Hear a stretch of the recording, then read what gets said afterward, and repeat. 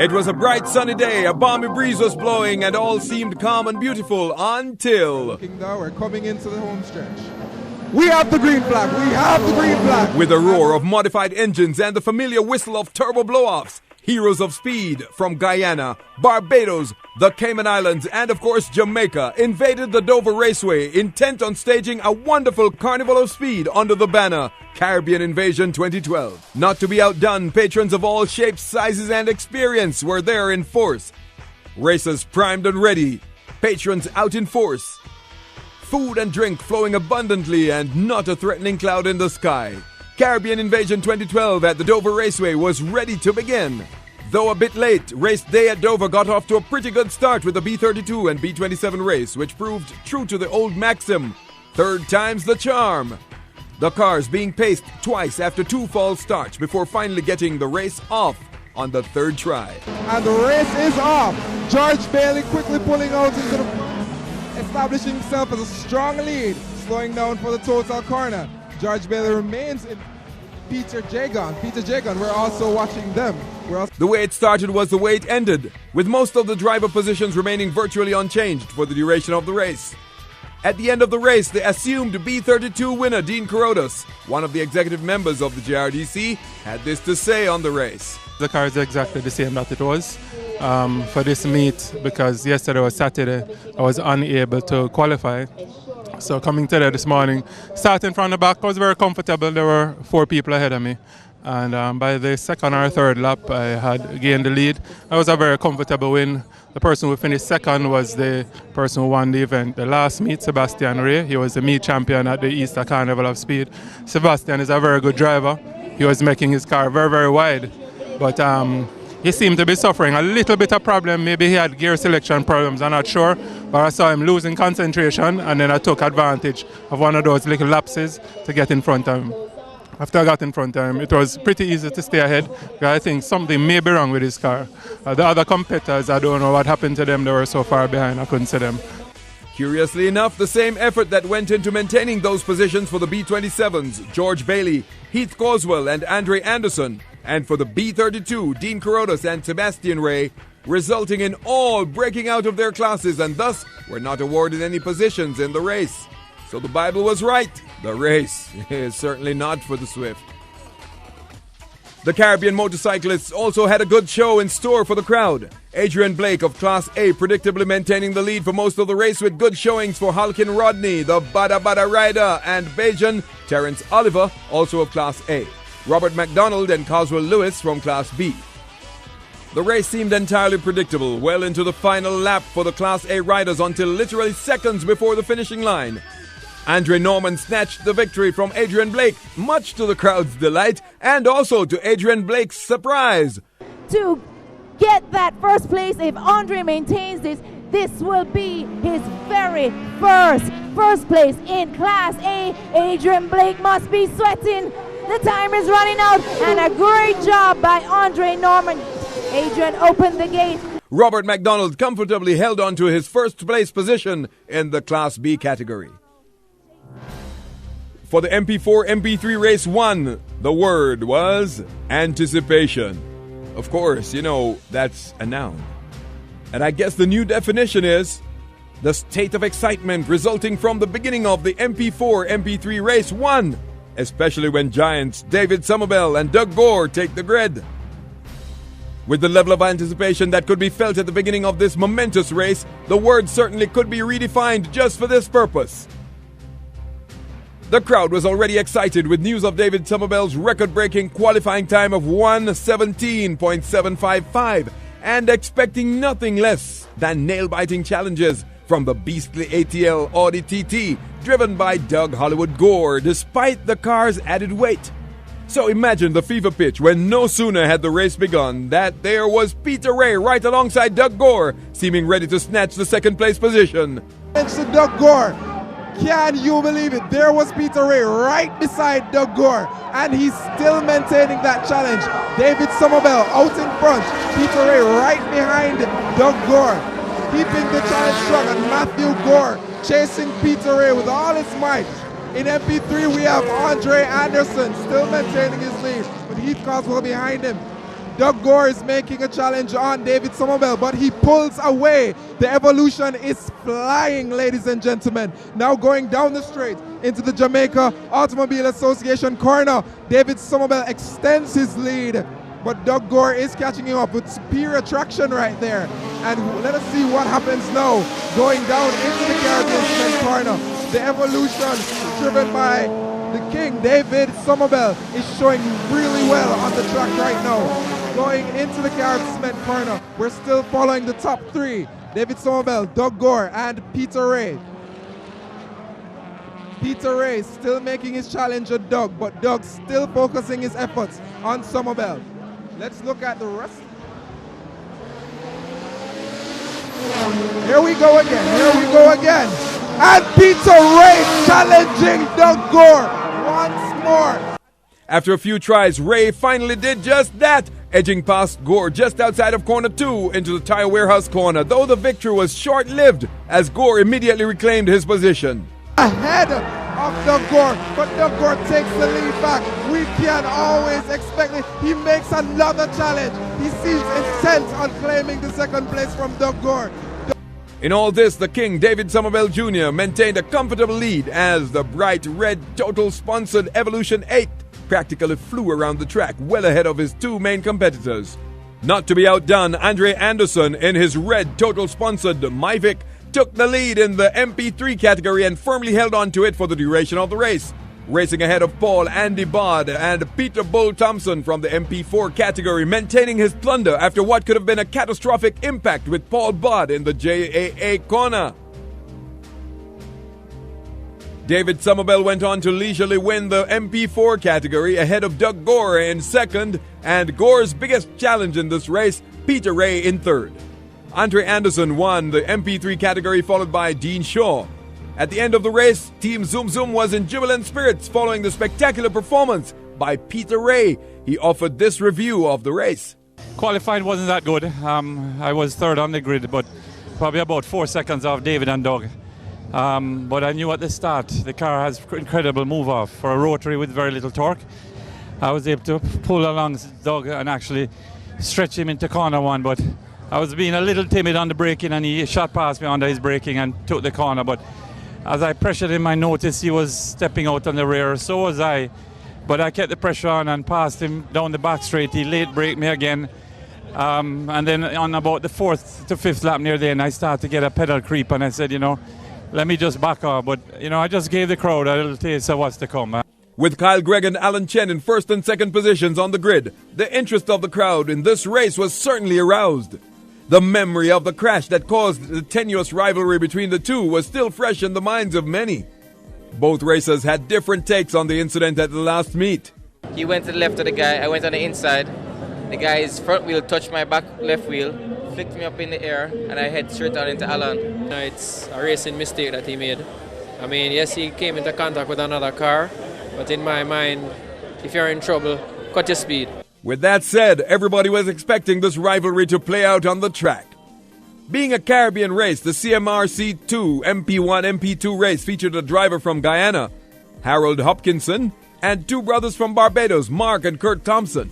This was also the first race in which Natasha Chiny Dolly Chang made her return to the track. The race began with Kyle Gregg out in front, though closely pursued by Alan Chen, who in turn was being chased by Sebastian Ray. Alan Chen and Kyle Gregg are there, but there's Kyle Gregg out in front and Alan Chen behind him. They are going at it. I told you, this is a rivalry born of collision, and they are certainly here to prove something today. Trailing behind Carl Gregg, we have Sebastian Ray.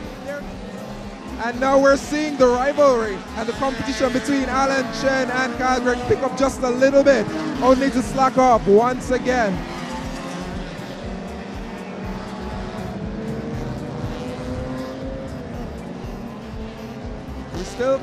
We're still following.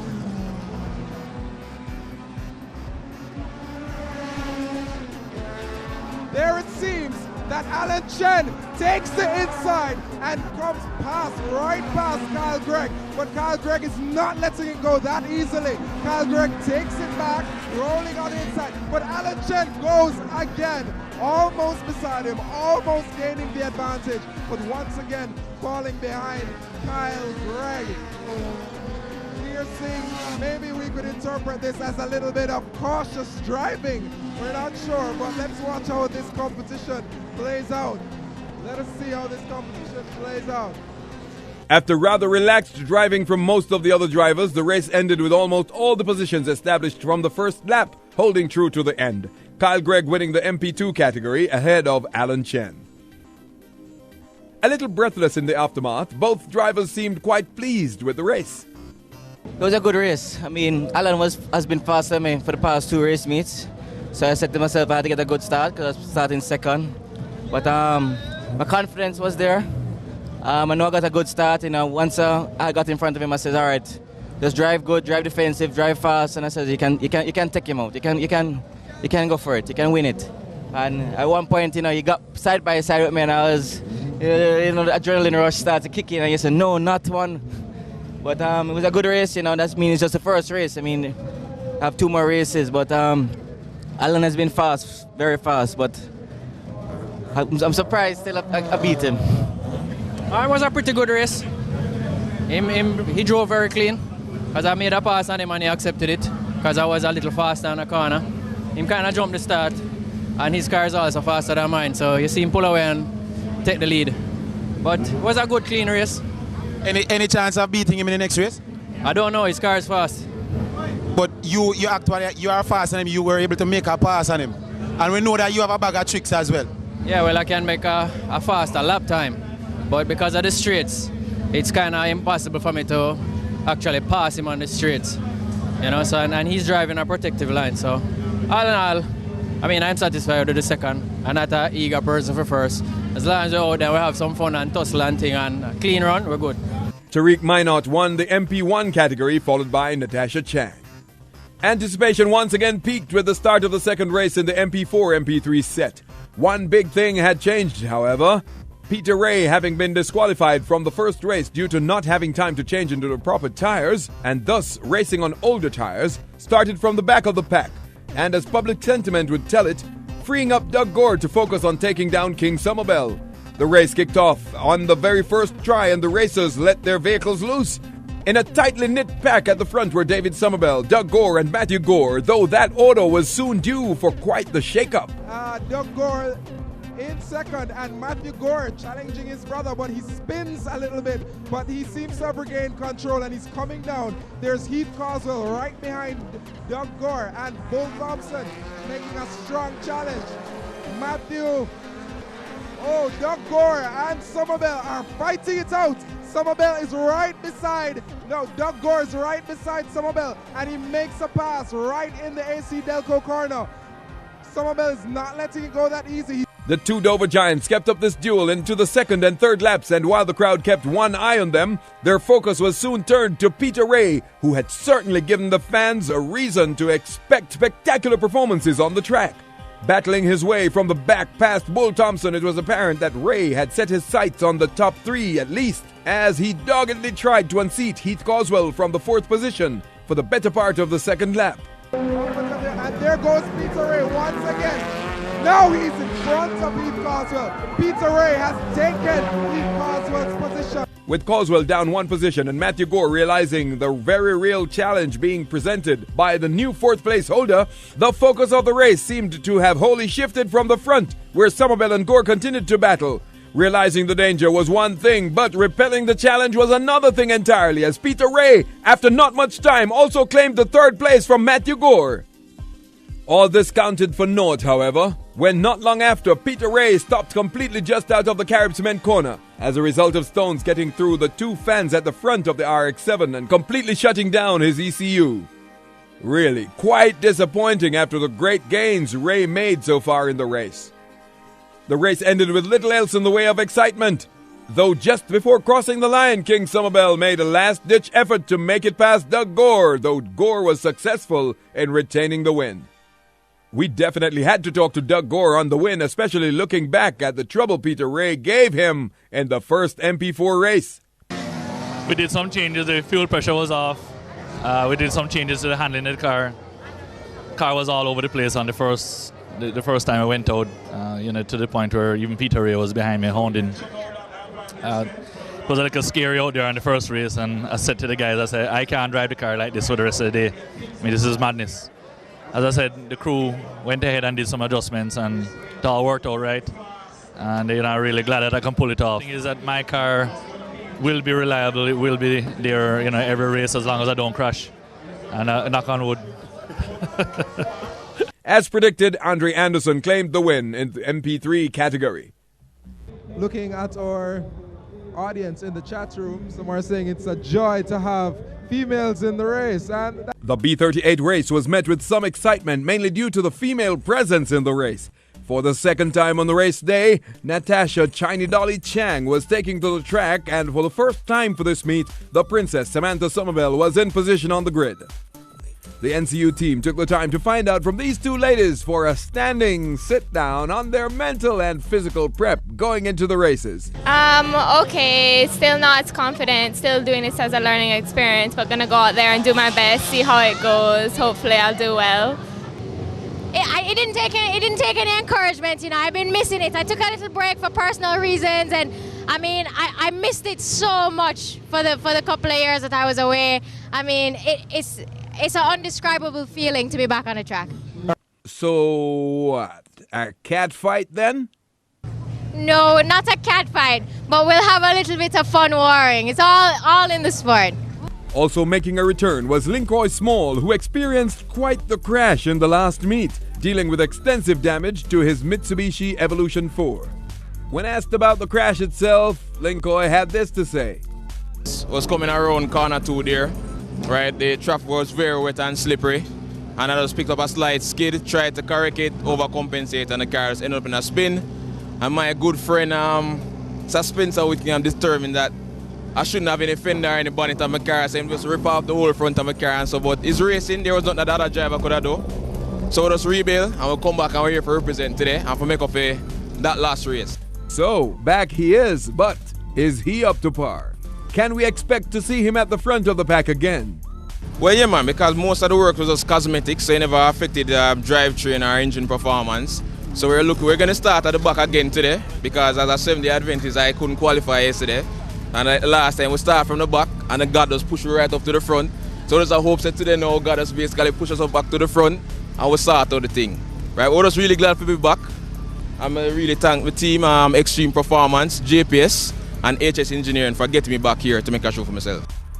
The race finally kicked off after one false start, and all the racers drove well, giving and taking for the progression of it. The female drivers, Chiny Dolly and Princess Summerbell, even had a brief duel going on. Here we have a duel going on between Natasha Chung and Samantha Summerbell. Natasha Chung seems to have won this duel thus far. And this is the final lap. Whatever is going to be done has to be done in this lap. At front, it's getting really aggressive. It seems that there we have Natasha Chung pulling out ahead of Samantha Summerbell.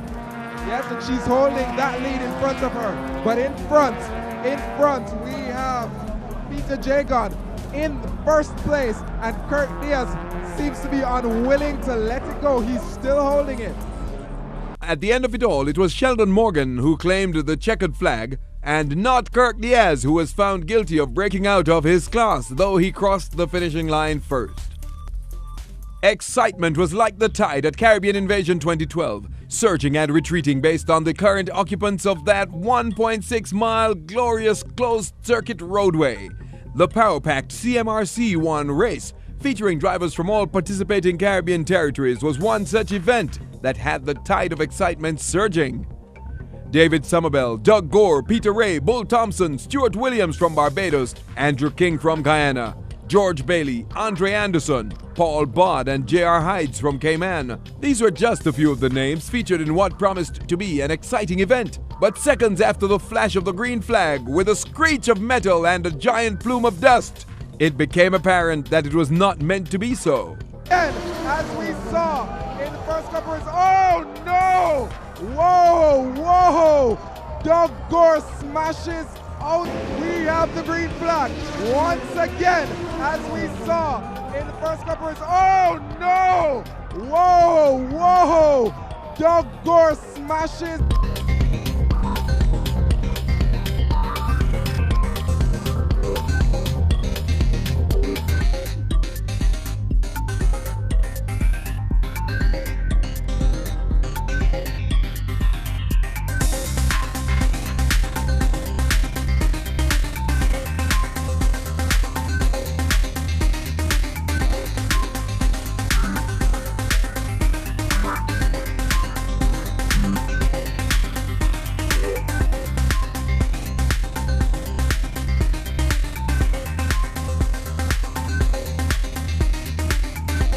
Though the race eventually continued, the shock of the crash did not abate and the race progressed uneventfully, with David Somerville claiming first, practically unchallenged, with Gore out of the race.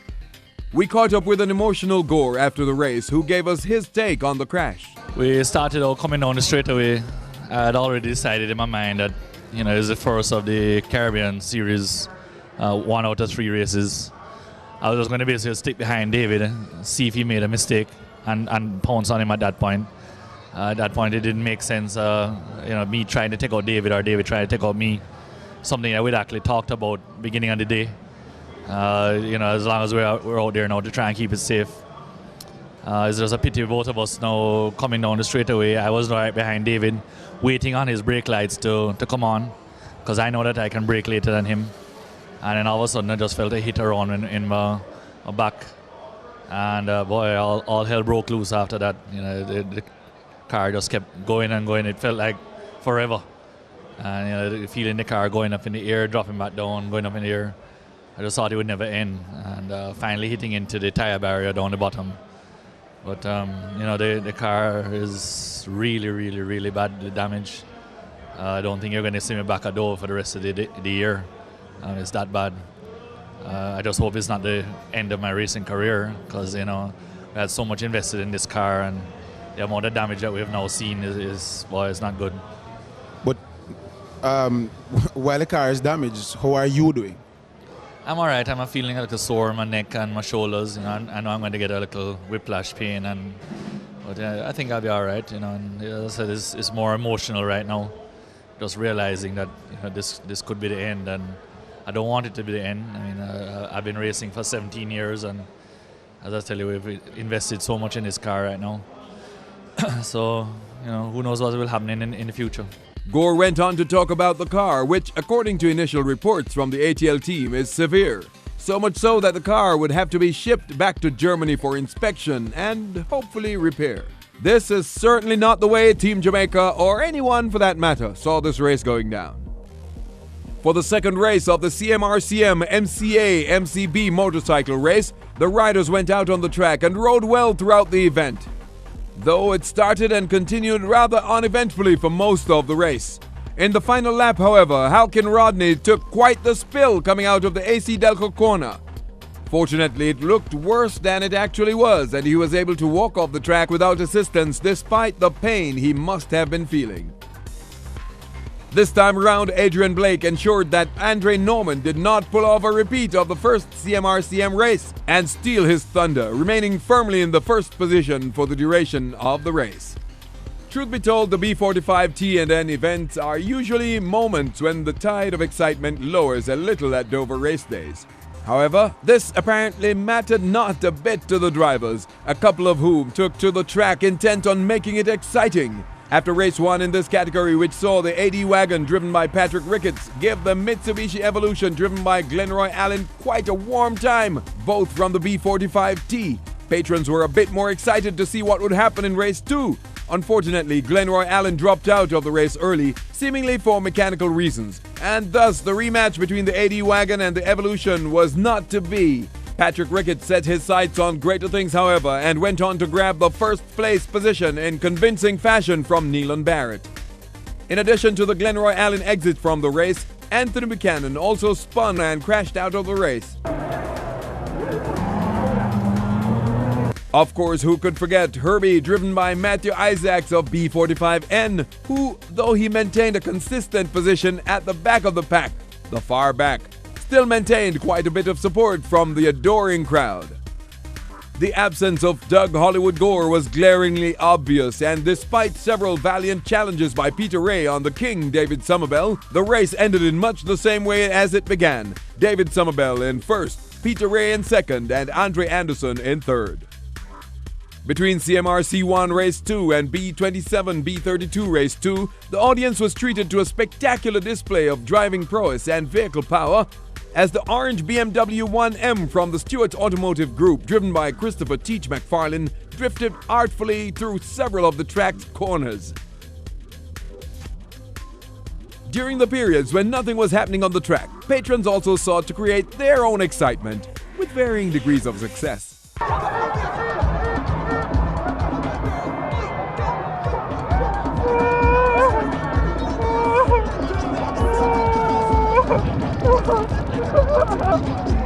For the second time for the day, the B27 and B38 races took to the track. Missing from the B27 lineup were Charles Chen and George Bailey, leaving only Saheed Muhammad, Andre Anderson and Heath Coswell to compete for the first position.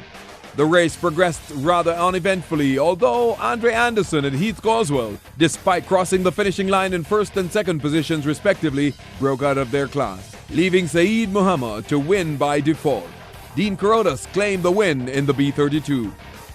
Several of the drivers from race 1 of the B38 category did not take to the track for the second race in this category. The race was, again, mostly uneventful, with the leaders of the race, C. Spencer Whittingham and Kurt Diaz, casually trading places between first and second, back and forth several times, even up to the finish line. The race finally ending with the victory of C. Spencer Whittingham, followed by Kurt Diaz, and Chiny Dolly Natasha Chang, who drove very well in third position. After the initial set of challenges from Peter Ray on Somervell's first place position, the race settled down and ended in much the same positions as it began. David Somervell first, Peter Ray second, Andre Anderson in third. The second and final race in the CMRC MP1 MP2 category saw skillful driving from all the participating drivers such as Kyle Gregg and Alan Chen, who claimed first and second place respectively in their class. Kurt and Mark Thompson, brothers from Barbados who dueled for much of the race, Natasha Chang and Sebastian Ray. Natasha Chang, taking to the track after sitting out the second B38 race. The Princess Samantha Somervell's participation in this race was short-lived as she crashed into the tires going into the AC Delco corner. Try that line around, you can also bring it to the announcing tower, and we'll try to get it back to the rightful owner. She walked away from the incident unharmed, though for some reason her damaged vehicle was left on the track for the duration of the race.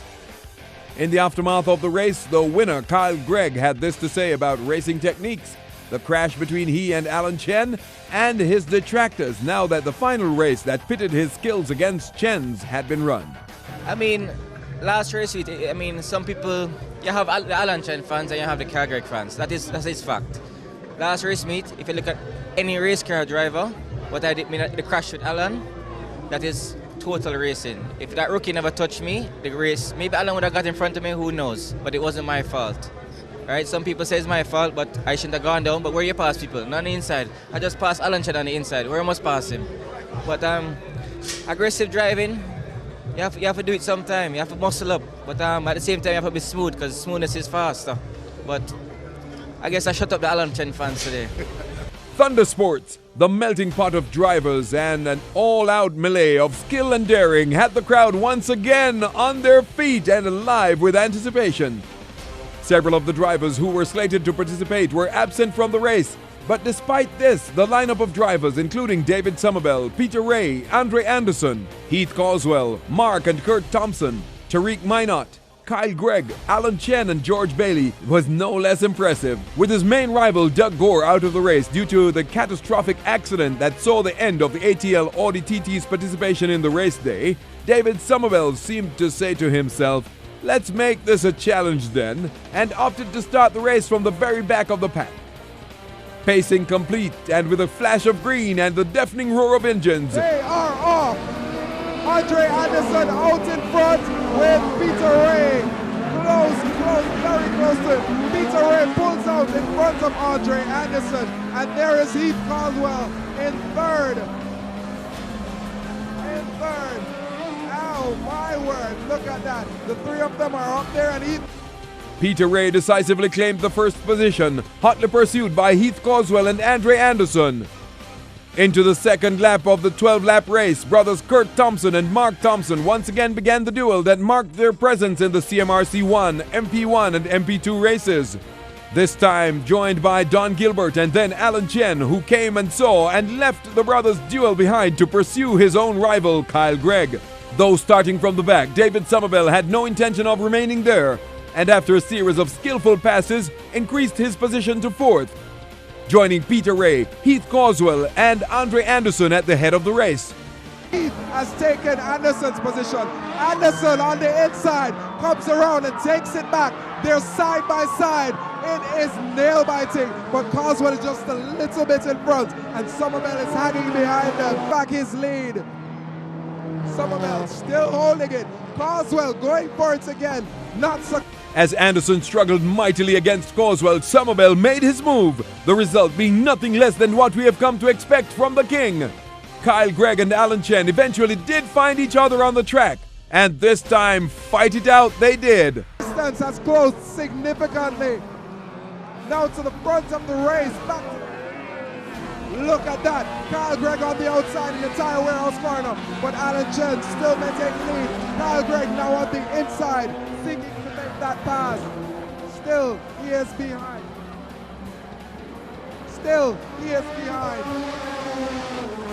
Now it's a corner two. Gregg is pressuring. He's on the inside. Gregg makes the pass. Chen going back for it. Chen not giving it up so easily. But Gregg has finally made the pass. Here going into the JAA corner. Somerville increases his very well, holding Somerville at bay. Okay. Back to the total corner with Peter Ray held the lead of the event pretty comfortably for almost all the laps, but with the King now breathing down the back of his neck, Ray upped his game a notch, and the two engaged in a brief but spirited battle for first place in the final lap of the race. And so the race ended, David Somerville in first and Peter Ray in second. Spectacular driving from all involved, but indeed much more than just driving. Exciting performances of skill and daring for the adoring crowd. Elation, gratitude, and the whole shebang was in abundance at the gates of the Total Garage as the King, David Somerville, commented on his start from the back and whether it challenged him at all to make it up to the front and finally crossed the finish line in first. To be honest, I know there's been a whole damper on the day since Doug had the accident.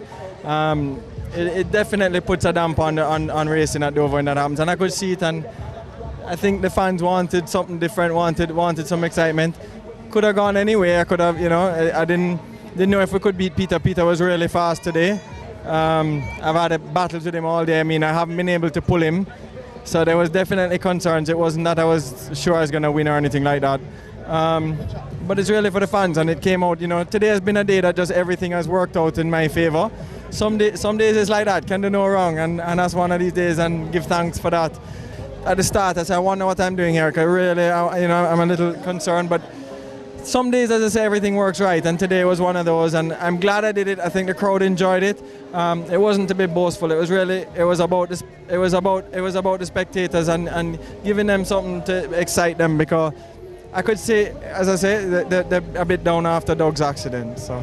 He also had good wishes for the ATL team, especially going into the Barbados and Guyana meets as part of the Jamaican team. Doug is out at the moment, but I really feel that team is strong enough to get things together for the next meet. I know they're feeling down and I'm thinking all negative, but I'm really hoping they will be back, and we need them. We definitely need them in Barbados and Ghana if we want to win the Jamaican title.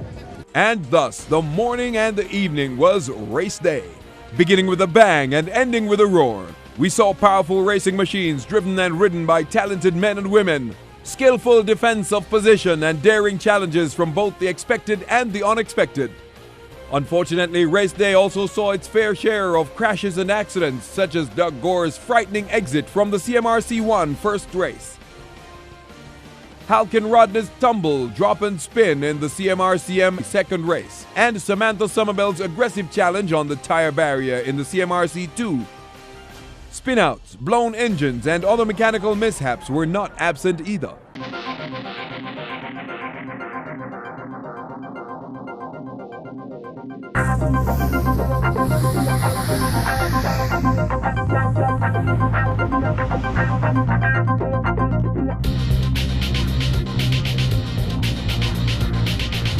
But all things considered, the patrons were out in their numbers, in person and online. The vendors were out in similar numbers. The racers performed to the best of their ability, and without a doubt, it was a good day at Dover.